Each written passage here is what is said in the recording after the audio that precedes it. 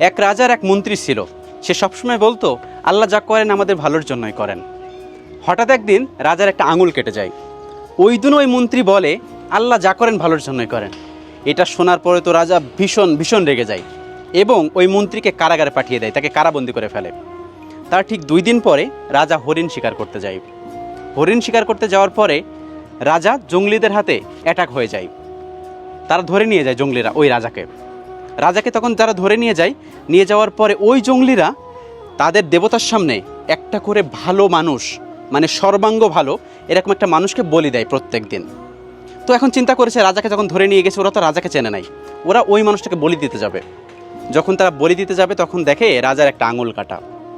তখন এই আঙুল কাটার জন্য রাজাকে ছেড়ে দিয়েছে, কারণ তারা তো একটা ভালো পূর্ণাঙ্গ মানুষকে বলি দেয়। যখন তারা এরকম ছেড়ে দিয়েছে, রাজা চলে আসছে। রাজা ভাবছে, তাহলে আমার মন্ত্রী তো ঠিক কথাই বলে, আল্লাহ যা